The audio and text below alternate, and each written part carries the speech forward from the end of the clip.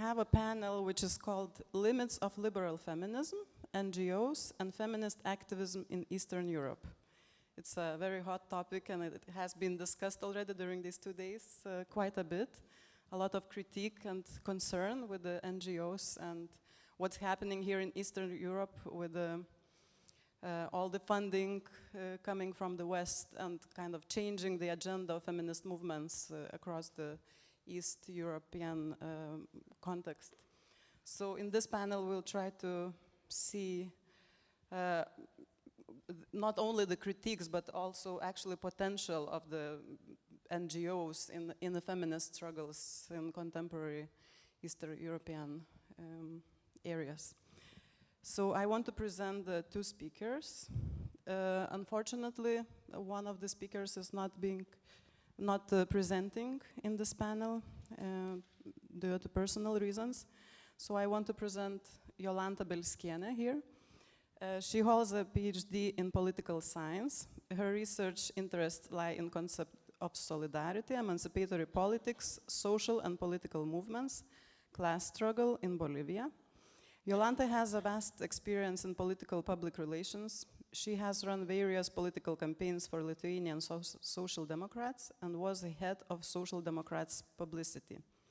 Jolanta is active member of New Left 95 movement and Demos Institute of Critical Thought. At the moment, she works as a researcher at National Labor Inspectorate and also teaches as an associate professor at Kaunas Technological University. And also we have Alexandra Anna, who finished her PhD in political science and sociology at Scuola Normale Superiore in Florence, with a thesis on comparative feminist movements under the supervision of Donatella Della Porta herself. Her current research interests include gender and sexuality, social movements, particularly the right to housing movement and the feminist movement, class and labor, precarity, migration, and social justice. She currently teaches sociology with a focus on gender and urban sociology at Sciences Po. Her last article, Precarious Locations, Feminist Co-optation and Strategies of Resistance in the Neoliberal Age, published in 2018 in Practica Teoretyczna, analyzes the process of co-optation of social movements. So welcome the speakers, and I give the floor to Jolanta.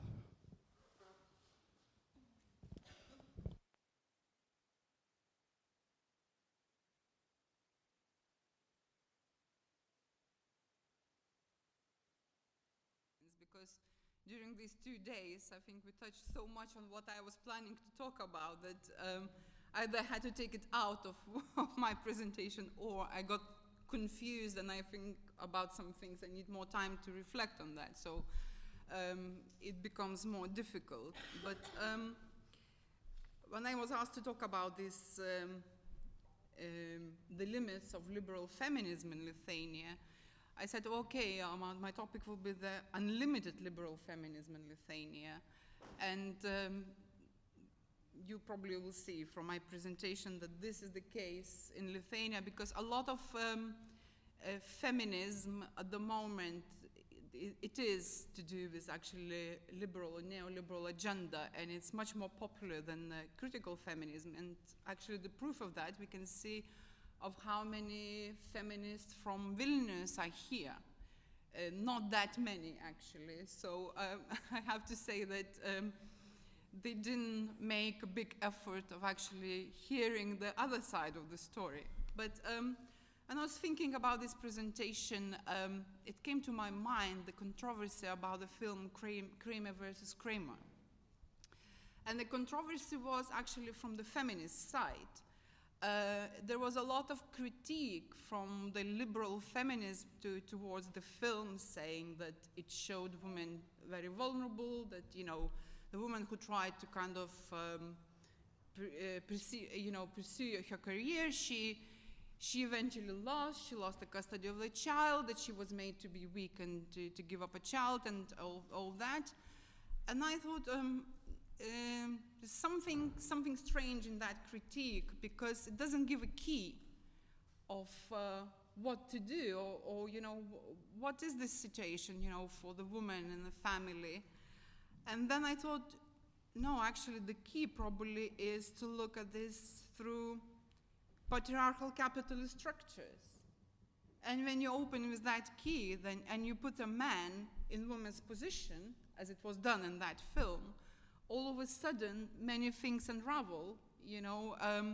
So I thought that this is a very feminist film, because it shows that the position that this woman was, it wasn't because the man was evil or whatever, you know, but because these capitalist structures, they make people to behave in a certain way and make, you know, the woman becomes a reproductive slave.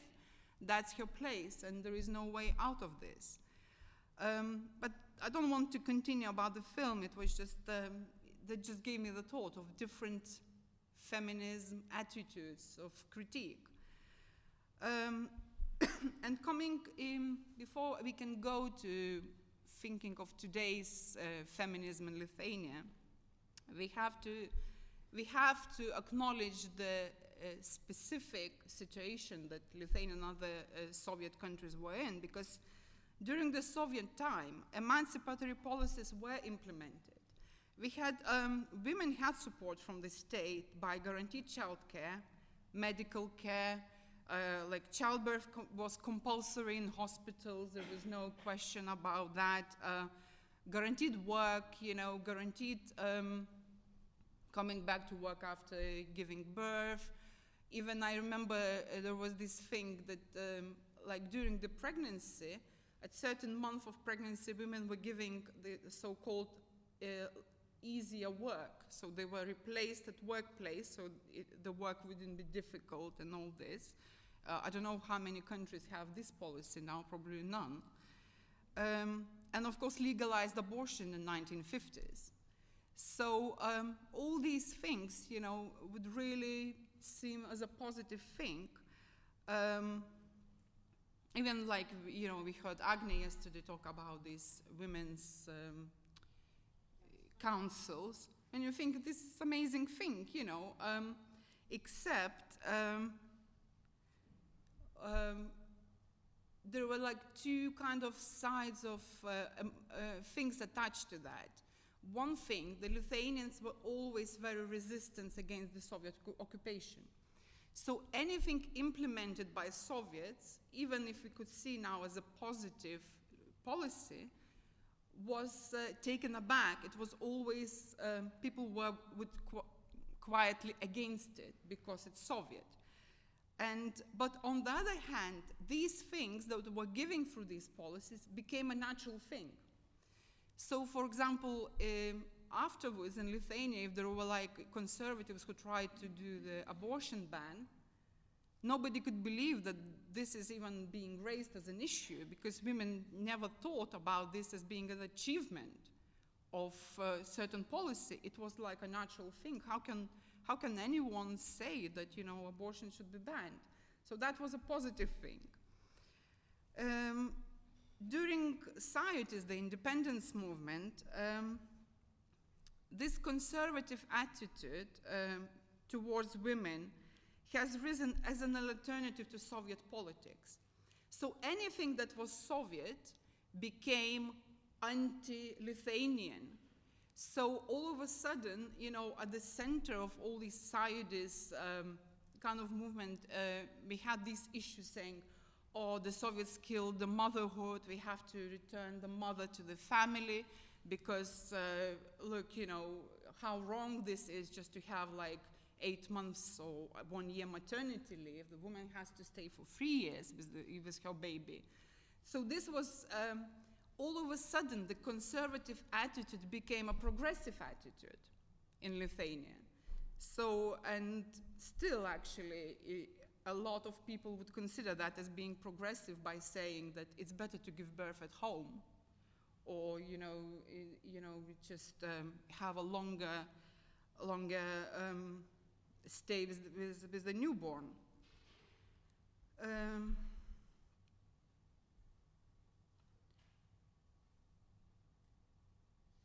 And of course, you know, it's this attitude, you know, brought a new wave of things like, you know, these kind of Christian kindergartens, Christian hospitals for giving birth and things like that, which, again, as I say, was seen as a progressive thing.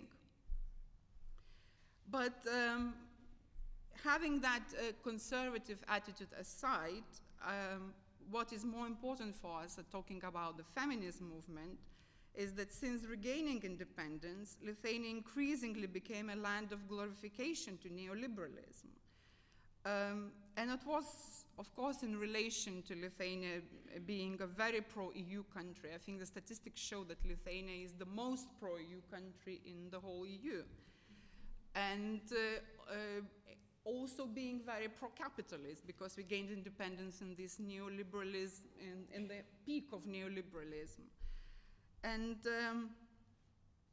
so all of a sudden, the liberal feminism became an alternative to both the Soviet regime-associated feminism, that's what they call, you know, the leftist feminists, this is like pro-Soviet regime feminism, and against the conservative attitude, because the liberal feminism is seen as the most progressive in the way that they adhere to all the human rights, all the European policies, etc.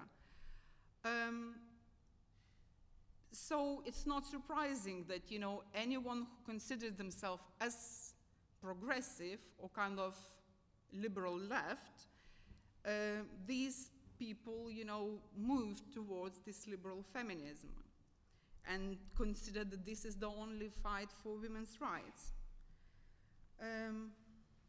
And of course, this liberal feminists found a really wide support in our society, as together with the support to neoliberalism.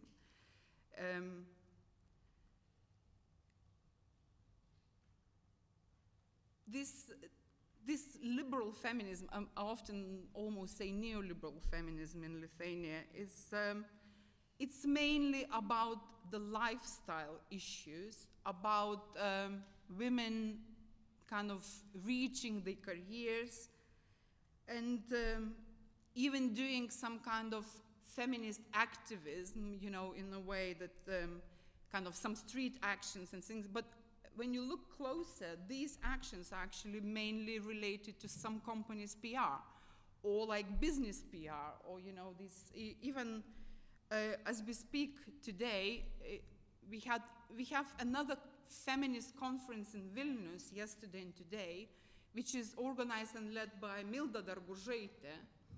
And of course, the Lithuanians know who is Milda Dargužaitė. She is the most neoliberal kind of feminist.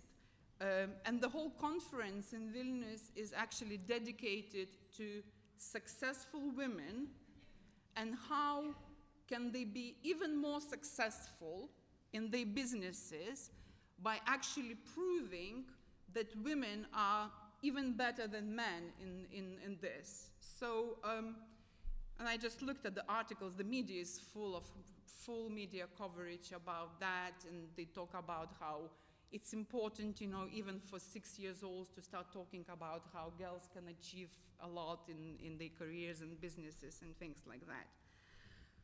While the real problems like poverty and economic dependency that affect women's positions in society, problems such as domestic violence or women staying in low-paid jobs are addressed by these liberal feminists by actually moralizing those women, by saying that they're not actually taking the future into their own hands, that they're not doing enough for their own sake. And our media is actually full of these success stories about how these women rise for their own occasion and actually took into their own inner freedom out, and they actually achieved more. They left their rich husbands and they went and, you know, on these, the recent story is about Agnes Okiene. She was a wife for 25, 26 years of Vilnius Mayor Zuokas, one of the most corrupt politicians in Lithuania, you know, and they are very rich. And all of a sudden she had enough of not doing her own thing, and she went to pilgrimage in Spain, And after that pilgrimage, she came back and she announced to women in Lithuania that it's possible actually to become free. All you need to do is just to go to Spain, walk that pilgrimage, and you will be fine. So these, even these campaigns, these campaigns about, moralizing women, organized by, I think I have to say this example. I don't have time. This Swedbank, this Swedish bank in Lithuania, they decided that they have to do something about the, on women's behalf. So together with these like very liberal feminist institution, state institution as equal rights ombudsman, they made this traffic light somewhere in Vilnius where the green and red, this little person is not a man but a woman, and made a big campaign. And these like Donatas Paulauskas, who's like considers himself a big feminist, were there, and they did this big campaign. However, statistics show that Swedbank has the biggest pay gap in all the private businesses. And when they've been asked by one of my friends who is a feminist, she went there, to some kind of also this Swedbank successful women's meeting, and she said, "Oh, so how do you address the issue that you have the biggest pay gap, And they just said, they just ignored completely and talked about the traffic lights campaign.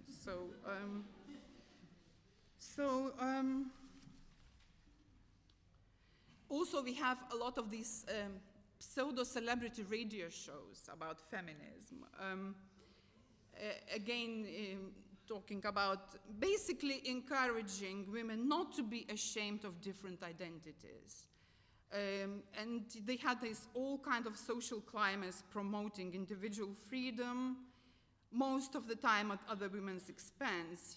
For example, like talking about that it's important to legalize prostitution and things like that. So when I say at expense of other women's work, I mean that feminists actually do a lot of work to change the discourse. We talk about, accepting the women's issues, about the real issues of poverty, of struggle, and these kind of interruptions in the discourses, like starting talking about legalizing prostitution, without actually even addressing that this is, we're talking about commodifying the human, pride or dignity. They don't even address it like that. They talk it about its business. Business is business, business can be different. So it really actually damages the work that feminists do. So Rosa Luxemburg called these privileged women parasites of parasites that I found here in her texts. And I thought this is actually, a very precise explanation, because they live on those rich capitalist husbands, so they are parasites of parasites. They talk about inner freedom and women's freedom, but they don't do anything about, about really, the real problems of women's situation. So I would actually add today that there are women who are parasites of feminism, by paraphrasing Rosa Luxemburg, because I think these discourses really damage the work that we do. Sorry, I have to skip. Also, I have to say there was actually an interesting article today by Dalia Leinarte, one of the feminists in Lithuania, about talking how even these liberal feminists, they try to justify the family project and talking that, but there are women who want to be mothers or women who want to do a career. And she said, that's fine. You know, it's fine that there are women who just want to be mothers. Nothing wrong with that. But all of a sudden, the discourses become like, oh, this is my family project. I am running a project. Or, you know, my career is family. So actually, again, you know, really, this discourse becomes really blurry. You know, what does it mean, you know, family, career? Or others who just really devote themselves to the children become these hippie mothers. You know, we had this vast majority of mother groups whose main job and main careers and they even call themselves feminist mothers, you know, because they gather and they communally kind of talk about how to feed the children and all that. So because I have to finish, I want to say that we started this 8th of March and made sure this year that it was about labor question. So it was for the first time, I mean, it's not the first year that we had 8th of March, but for the first time, actually, with Victoria and Agni and others who were involved, Asta and many other people, we actually made sure that we win this discourse and talk about labor and women in labor, unequal positions, unequal conditions, unequal pay. And I think it's a good start, and this needs to go on, to kind of to distinguish these ideological differences. And also started a group on Facebook as Reproductive Strike, which we think that, you know, could be a good way of spreading these kind of ideas. But I think it's very important to make clear that the main issues that we need to tackle are poverty, because poverty, you know, is the ground that, you know, suppresses women, you know, and puts them in these impossible situations, or structural inequality, class issues, and pacifism. I think we really don't talk enough about pacifism and anti-imperialism, although we should not shy away from this problem, even though it is very controversial in Lithuania and very difficult. I'm going to talk about it tomorrow in Rosa's Luxembourg. But also what I wanted to say that it is very important for feminists to keep these sensitivities and nuances when we try to understand what women really need. And I think it's important that we go and work and talk to these women who we consider as the class that we are defending, you know, that we're fighting for, and to hear from them what they really want and what is their happiness. Because very often, you know, by theorizing and talking in feminist conferences and other places, we can become very ideological and we can become very truthful in our own minds, that we know what the truth is and what they need. And we start imposing on these women, you know, and then, you know, we become a bit like this liberal feminist about asking, you know, to open the inner freedom, which that's not what we need to do. But we need to go and distinguish very clearly what is this feminism about. Not mixed messages, not moralizing them, but talking about this domestic and slavery, that this is not, I mean, and where it comes from. It comes from these capitalist structures. And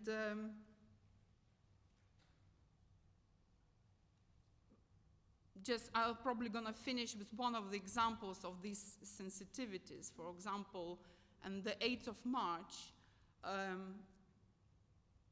women wanted to have tulips.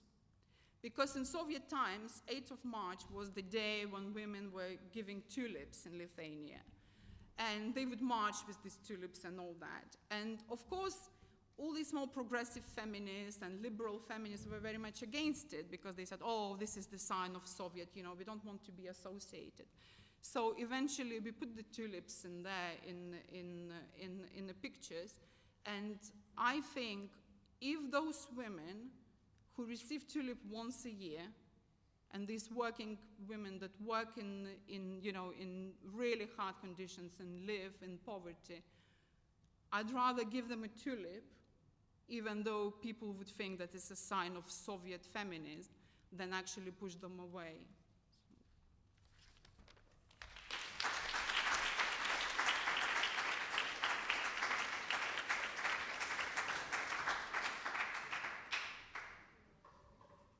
Thank you, Jolanta, for your speech. Now we have another presentation.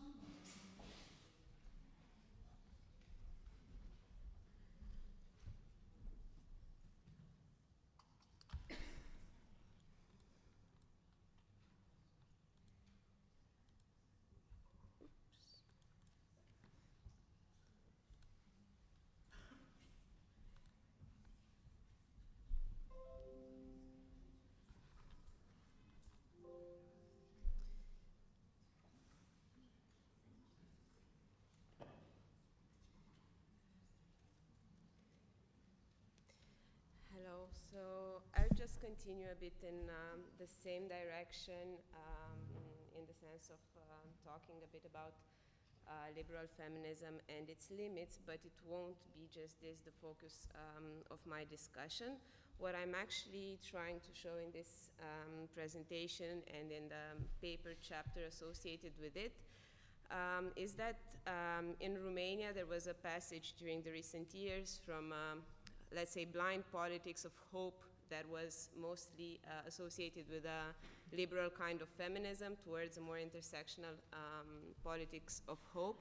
And I'll try to show how this happened actually. I'll first draw a bit the context of the development of the feminist movement in Romania, but also the discursive political opportunity structure, let's say, in terms of the possibilities of bringing class into the public discourse and the difficulties associated with it.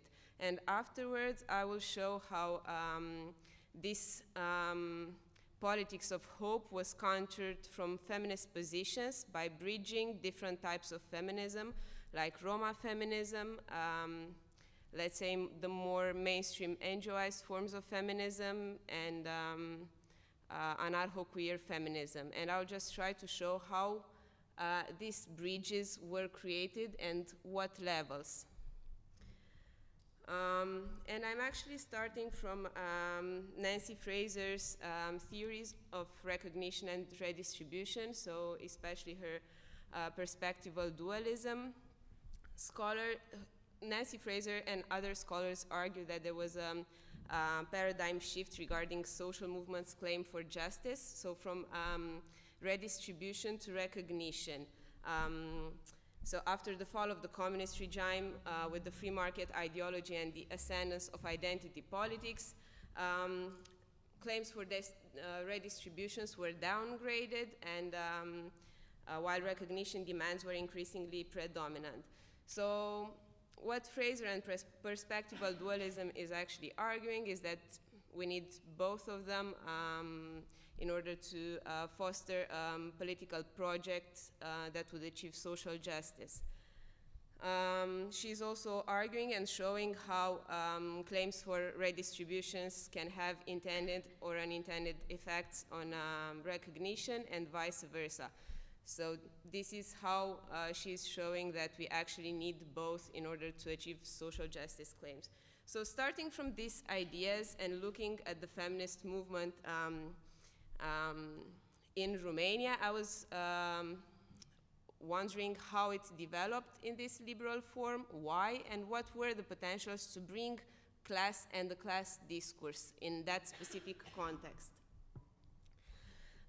Also, we should consider in general the diagnosis regarding social movements in Central and Eastern Europe more generally, but also in Romania after the fall of the state socialism.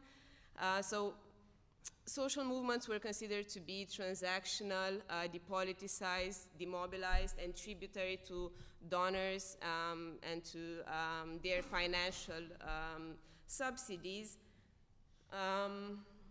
They didn't have any capacity to mobilize large constituencies. So the diagnosis was rather very pessimistic, let's say, in terms of capacity of mobilization and politicization of issues.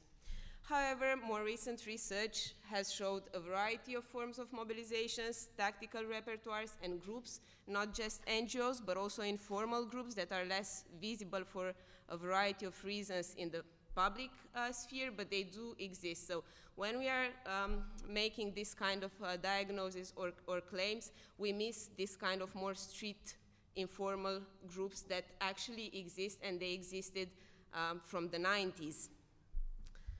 But more in the underground because of repression, because of the extreme right attacks, and so on and so forth. So in Romania, the liberal feminism became the mainstream form, and somehow during the first decades, it obscured the contributions of anarcho-queer and Roma groups and feminism. Class analysis in Romania missed both as a research category and as a discursive practice. Political-economic liberalism was the main intellectual framework, and ideas associated with the left were rejected. Feminist discourses were denigrated, even those associated with liberal positions, and anti-racist organizing was really hindered by racist violence and discursive racialization in the build-up process of the racial other, of the ethnic other. So liberal feminism became the mainstream form, and it favored a form of economic liberalism and a minimal welfare state. And I'll just make a short point here why the minimal welfare state. Actually, the argument developed as followed. So light industries, after the fall of the state socialism, were first to be privatized, so there were many women in these light industries, and then industries in which were predominantly men were the latest to be privatized. So what one of the main, let's say, supporters of this form of liberal feminism and theoretician in Romania, Mihaela Miroiu, was arguing was that actually women who arrived on the private labor market were paying actually taxes and supported the welfare for the state men in the heavy industries that were privatized later. So the argument developed as such, and for these reasons, let's say, a kind of a minimal welfare was supported. And this alliance between liberalism and feminism was thought and claimed to be the good one in the post-1989 space.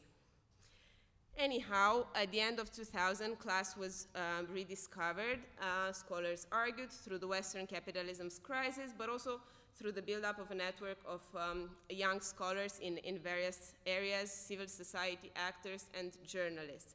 However, I would like to say that together with this liberal perspective in the academia, there was also a more post-colonial and also an intellectual framework that also included class in the university in Cluj and was much more associated with Magyari Vinkse, but was much less visible in the public sphere.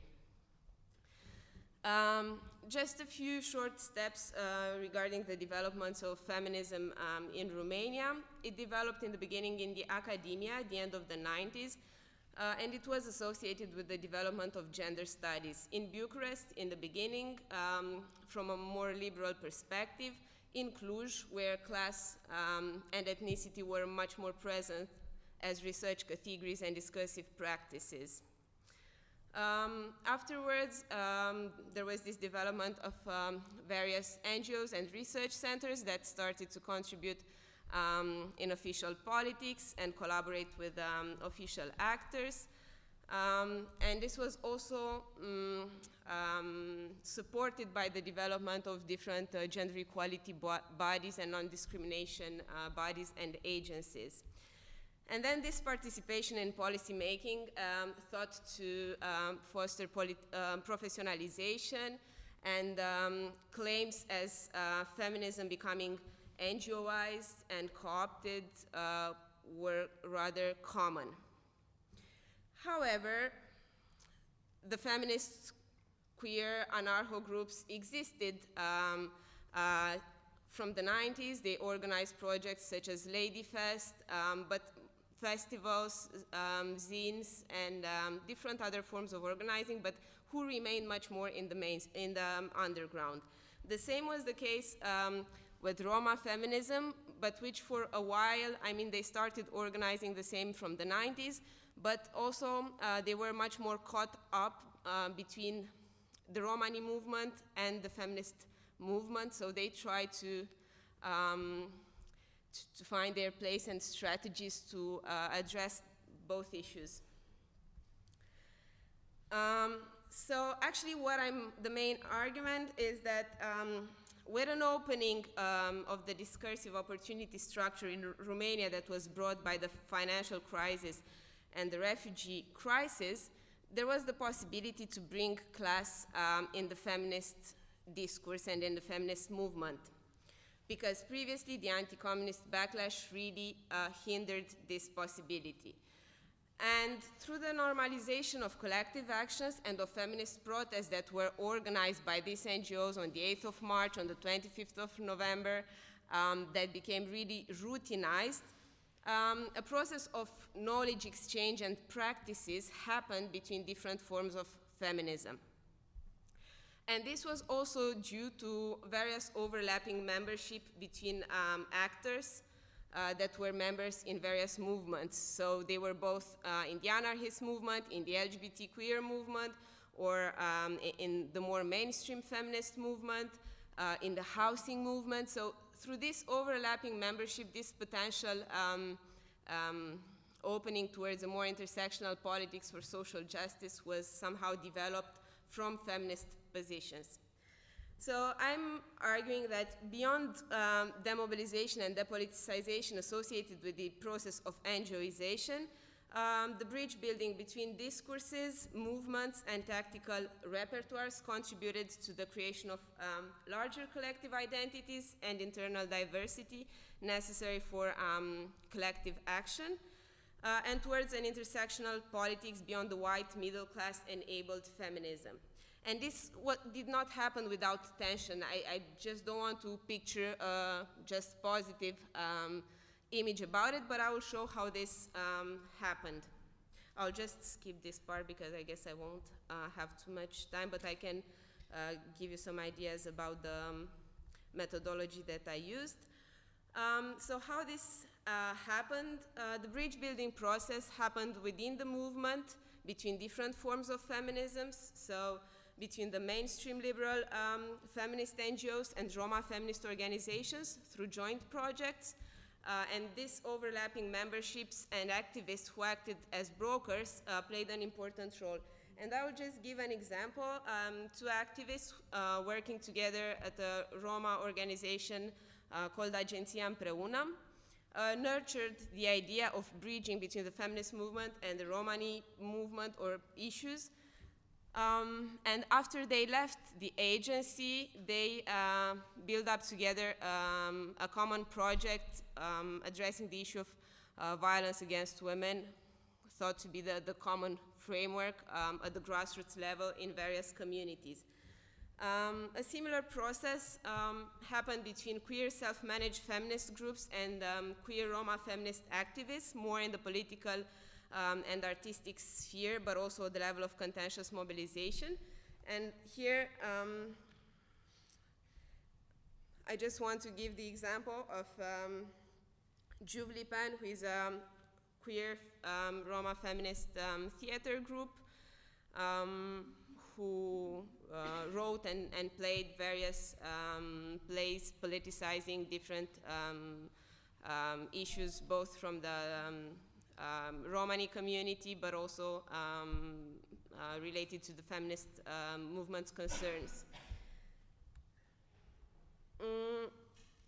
So at the level of bridging with movements, there was also a process of connection with other movements.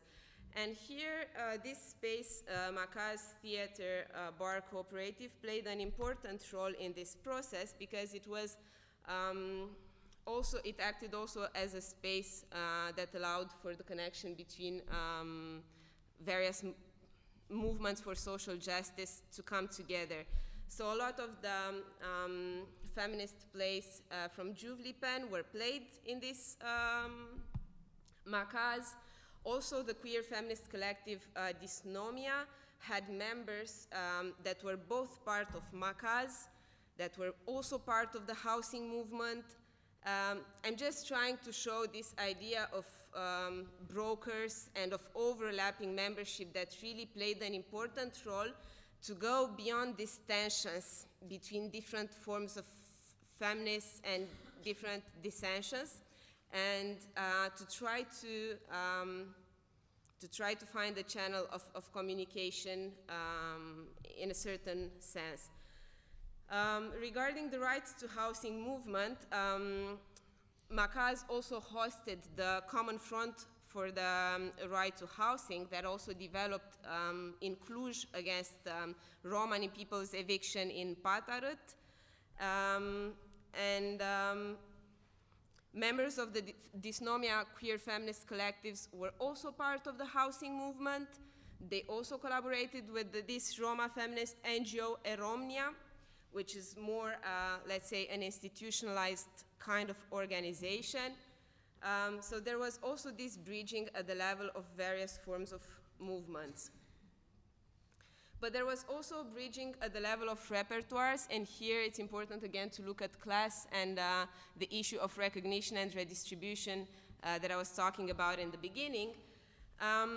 So between institutionalized tactics that dominated the first few decades of the Romanian feminism and more contentious tactics after 2010, so there was this process of bridge building between the two.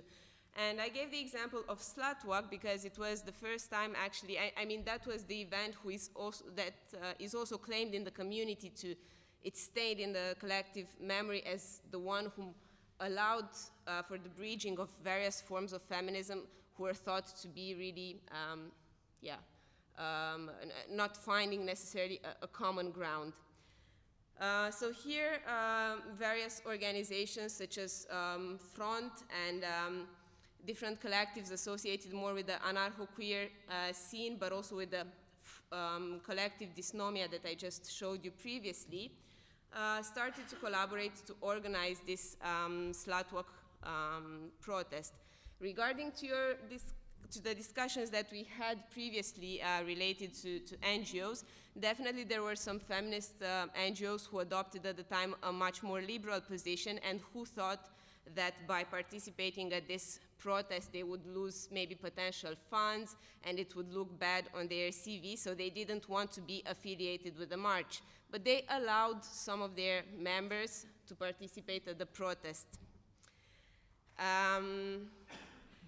So that was the moment which was associated with this bridge also between tactics, beyond advocacy and lobbying, but more contentious tactics and going in the streets.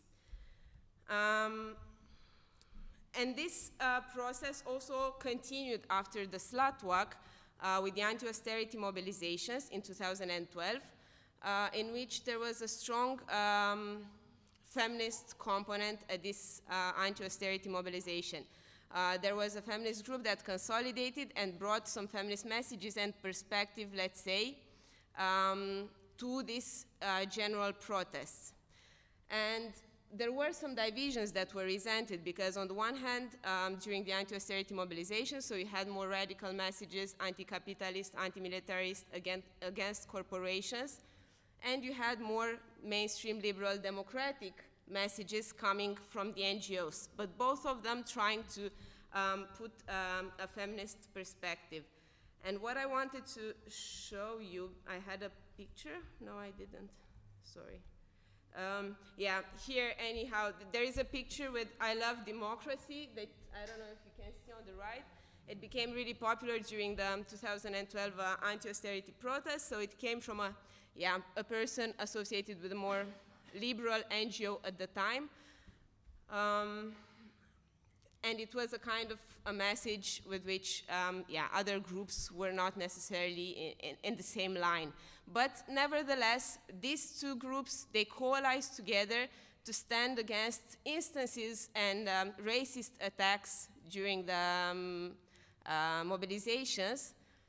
And also when there were some discussions about abortions and some pro-life people that came and that were participating at this general mobilization. So they coalesced together to stand up against this propaganda against abortion, even though they had different positions.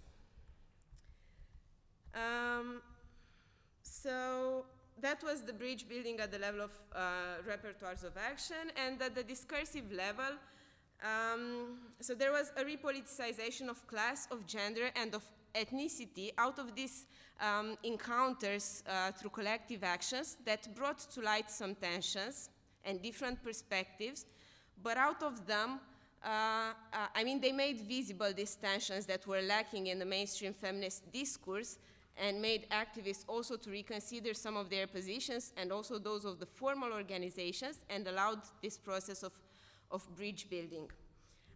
What I wanted to show you at discursive level, this banner with sexism equals racism, capitalism, homo and transphobia, is a banner that circulated during Slut Walk and afterwards to various protests, and it was considered to be very problematic by feminists and more liberal NGOs, and they didn't want to have this banner to circulate, but in the end it did circulate, and I mean, it revealed a lot of tensions and a lot of problems, and the fact that, yeah, more liberal feminist NGOs really failed in the beginning to integrate other issues beyond this, yeah, white middle class perspectives. So this banner posed problems, created tensions, and there were a lot of negotiations here in the backyard of the alternative library. And you can also see here, very interestingly, the two positions that are very, very different. So you have this banner, sexism, racism, capitalism, homo, and transphobia. And on the other hand, you have the one, I'm paying taxes, so I want security. So you have this perspective of citizenship, which dismisses other people and women who do not have the privilege to pay taxes and to benefit from the statute of citizenship. So it shows these two perspectives, but then they coexisted, and somehow through these collective action encounters, they were pushed to talk together somehow, and they actually changed position. That's what actually really happened, also with more feminist, mainstream, liberal NGOs. There was a reconsidering of their position. And just this, I'll finish with this. Also from feminist perspective and feminist position, let's say, solidarity more with immigrants and the migration issues also came from these feminist perspectives. It was activists associated mostly with the Makaz space that I just showed you, with dysnomia, with the right to housing movement, that coalesce together and stand up against official discourses that were really much against the EU quotas for migrants and so on and so forth. So these kind of positions, I'm also arguing that they are securing somehow an opposition to the neoliberal consensus at the official level, and in the same time, through these three bridge building processes, a discursive level, contentious tactics, and movements, it opened this possibility to create a bit larger collective identities and more intersectional perspectives in developing a project for social justice for all. So yeah, this is it. Thank you.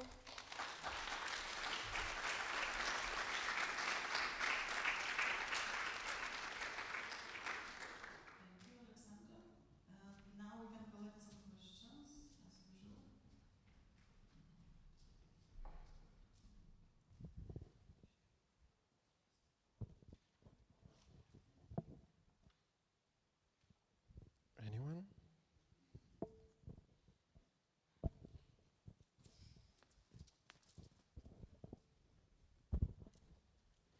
It's more of like a comment than a question. But you could also expand more on it, I'd love that. But I like that you used or brought up Nancy Fraser's paradigm of the redistribution versus recognition.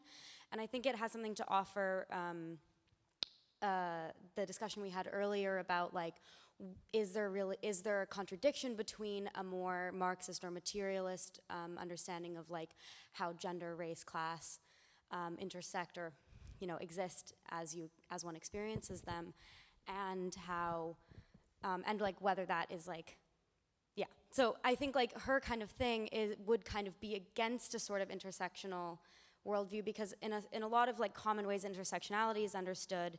It's like we have gender, we have race, we have class. These are people, they're oppressed by like structures that are more or less, sometimes vaguely, sometimes more precisely defined.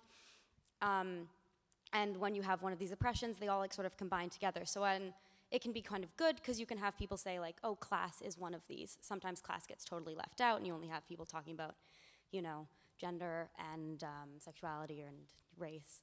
And then you kind of say like, no, we need to also include class. And that can be good and really useful just like on a day-to-day like doing activism kind of thing. But then when we, want to understand like Nancy Fraser's sort of thing is that, like there is, class is rather than like just one of many oppressions, it's sort of the structure upon which like all these other oppressions like play out. So when you're like a woman or when you're queer, like then you get often like more exploited and placed on a lower or a less powerful place on the sort of in order to like get things, on the redistribution thing. So I don't know if you want to expand more on that, but I think that kind of offers something really interesting. If people aren't familiar with the way that she uses that, I really recommend it. I think you can just Google like redistribution versus recognition. Yeah, on that note, and I would say this to everyone, it seems to be there is some confusion between a materialist feminist or Marxist feminist approach, intersectionality of them being different. And I don't know if that was really explored enough, and I do feel like there's some questions around that. So like, that would be interesting to as well discuss.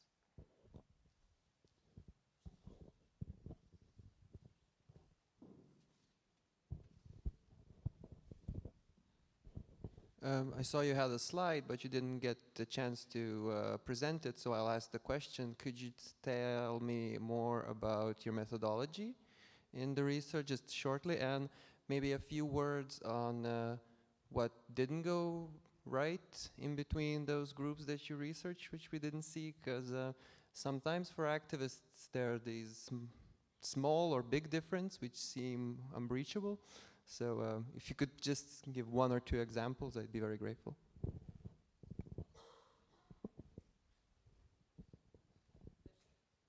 One more? Or? I just wanted to thank you for Alexandra for your approach, because I'm involved in grassroots feminist activism in Ukraine, and we have very similar problems between liberal feminist movement and the grassroots queer anarcho-feminist and different groups that have anti-militarist agenda and a lot of issues that are very targeted from the government and from the far right, and as well liberal feminism. And of course, this is a very a painful subject, because issues of diversity, and especially in the previous years we had a lot of racist attacks on the Roma community that wasn't really supported by society and by this liberal feminist movement. It was a very marginalized issue, and the racism in Ukrainian society is totally erased from the mainstream agenda. And this is why it's so important to stress how these movements are really like precious nowadays, and how we can solidarize on the issues of the like that actually society doesn't want to accept. And yeah, it's thank you for your input on that.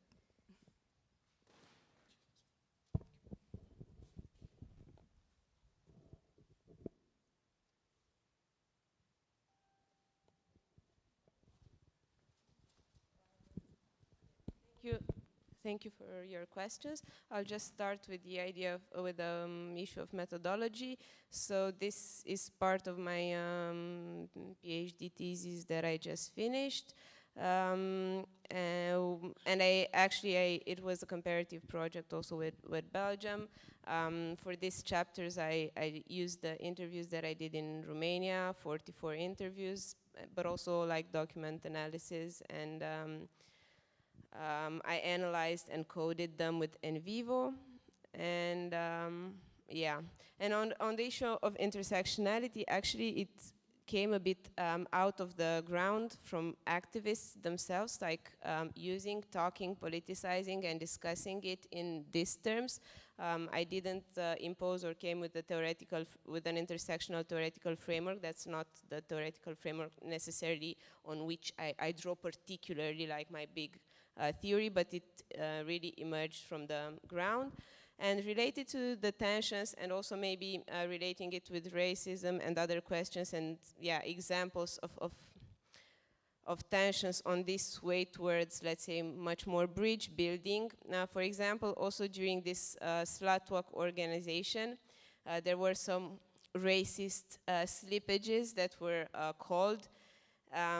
For example, some of the feminists present there wanted to use this phrase like dirty gypsy or something like this. Why is it so? Because the president, back then President Băsescu, used it to publicly condemn or talk to a Roma woman, calling her like this. So they wanted a bit to kind of reclaim it. The fact that there were Roma feminist activists also there, they thought that from their perspective, from their position, it's rather racist, and they do not feel comfortable to use this. But so then the other feminists, they thought it's possible. So it came from this white position, the idea to use this. The same with the anti-capitalist messages and banners. The same thing also during the anti-austerity protests, where this process, let's say a bit of bridge building, continued to happen. There were a lot of tensions regarding the fact that the more liberal feminists were associated with a more democratic perspective, and who were supporting the more democratic leaders of the movement, were not really standing more clearly against some misogynistic, sexist remarks or other things.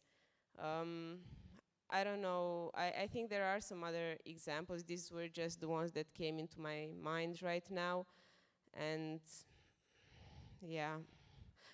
And I was just also talking with your colleague actually about the situation in Ukraine and about the racist attacks against Roma, and I was wondering if there is any connection between the queer movement a bit and the anti-racist movement somehow.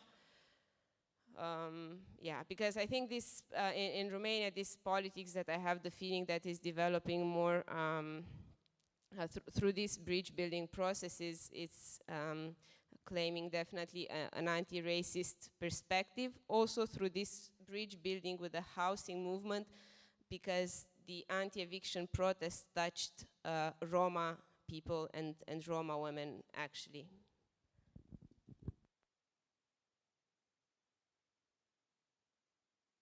Just remembered about this, trying to kind of to gather different groups for how much work we had for the 8th of March, Because there was one thing when we organized the rally against the abortion ban, it was a kind of, it's a simple message, you know, we are against abortion ban. So it was a kind of straightforward organizing. However, on the 8th of March, that became the whole other story. The previous year we had the 8th of March dedicated to Me Too, which was actually quite powerful in Lithuania, and a lot of women wrote to me that they're not going to join this march because they don't support Me Too. And in that case, the message of solidarity also didn't work, because they said we cannot go in solidarity with something that we are against. And actually tomorrow the conference of Rosa Luxemburg will be in a place that's been actually won within the Me Too movement, because it was given to this very famous film director who had a studio in there. But because of the Me Too, he lost all credibility and he lost the studio. So it's being repaired, and tomorrow is the first time that the studio is going to be used. And it's ironically, it's for Rosa Luxemburg conference. But this year, when we decided to work on labor issue and do the labor march, also many groups were against it, and it was the issue that they are against the topic came as it's being Soviet, it's being, you know, kind of ridiculous in this day and time, but we didn't soften the message, I think, but we also gave, somehow we managed to invite different groups of feminists by it being organized not by some particular NGO. We organized it just as a group of feminists who didn't represent kind of one organization, and that was easier for others to join, even by as organizations. But by choosing this topic, we actually, of course, attracted the trade unions, and we organized the group of trade unionists and other women a meeting with the Prime Minister and presenting the demands. And also, actually, as part of the action was that we sent letters to all the ministries and all the governmental institutions saying that if you want to congratulate or, you know, to celebrate the 8th of March, the best way to do is to give an extra hour lunch for your female workers to let them to go on a march. And that was the way we actually passed the message as a positive. So.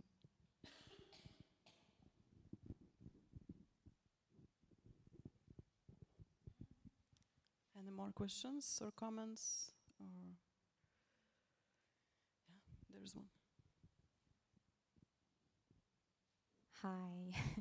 So I'm that one feminist from Lithuania, from Vilnius, actually, coming straight from that conference of Mrs. Nergužaitė, where I've taken the role, quite a serious role, collaborating on writing the study that was actually presented in that conference. And as coming not from the very elitist background as Mrs. Nergužaitė comes, was exploited myself there. So that is a very interesting topic for me, and thank you for both presentations, and especially as the first one elaborated on the issue of different feminisms and goals in the struggle, political struggle in Lithuania, and the second gave thought for like collaboration. And I think one is trying to seek for solidarity within different groups, and the other is using the political opportunity, like from the political process theory side of thing. Like at least in Lithuania, I see like yesterday the conference of Mrs. Nergužaitė gave lots of media coverage for the issue of gender inequality, and actually one of the topics which we talked about a lot, and actually some members of parliament were present, and so on and so on, and it was in a presidential palace, you know. And we talked about like unpaid labor at home and like childcare system, which is really bad in Lithuania. We don't have enough of the provision for women, especially during that age, still free for kids and so on. So I think these kinds of different movements, like liberal feminism in Lithuania, can create a window of opportunity for other groups to come and, you know, criticize as much as you can, and you know, it kind of then gives a meeting time with the political force, and you just have to ask for a chair there. And you know, I think this is not there's possibility to collaborate in one sense, and there's a possibility to exploit each other. Yeah, so that was my struggling, trying to say that it is possible not only to criticize, but also to use those opportunities.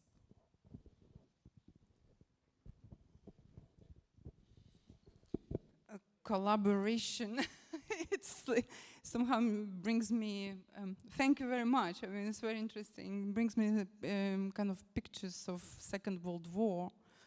You know, it was like, I don't know. I'm not really. I'm not encouraging to fight against liberal feminists. You know, there are like emancipatory discourses conference in Lithuania. They, you know, it's okay. They bring a lot of good issues and they talk. I mean, it's okay.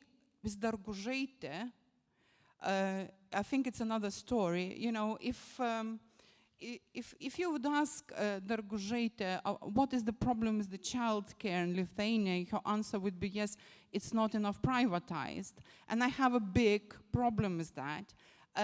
As also, I have a huge problem. I mean, for those who are not from Lithuania, I have to say that Dargužaitė, you know, she worked in America for big banking industry. She came to Lithuania to save our country, basically. She has this missionistic vision. And she was invited to be a chancellor of the prime minister. And what she did, she started this, as she called, anti-bureaucratic reform to shrink the public sector. And she did that, and her reform did so much damage to the whole country. And it's still going on. I mean, I can just give an example, you know, I work for the Labor Inspectorate. It's a very important institution in our country. And it's been shrunk from departments in every region in Lithuania to five departments now, while the statistics show that actually the wrongdoing in the workplace is expanding. And so after, you know, she done this, and after she joined the Conservative Party, and after, you know, I mean, why should this conference in Presidential Palace? You know, how is that actually adding to the feminist discourse, giving a window of opportunity to, I mean, if you would go and say, and challenge her and tackle her on, for example, on a childcare issue, I don't think, you know, we would ever be allowed to talk in that conference again. So I'm really thankful for your, you know, for your suggestion, but I'm saying that it's a different thing to kind of to consolidate and collaborate with other feminists who work in NGOs and who work for human rights, and that's one thing, and it's good, and we do that.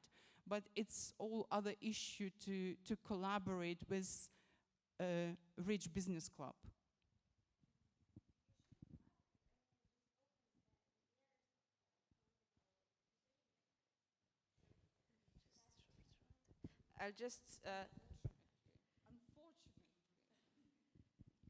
I'll try to add up also to finish, because maybe since the presentation was kind of short, maybe I don't want to leave you with the wrong impression. If you ever thought that there was a happy marriage between liberal feminism and anarcho-queer feminism in Romania, that was definitely not the case. What I was actually trying to say was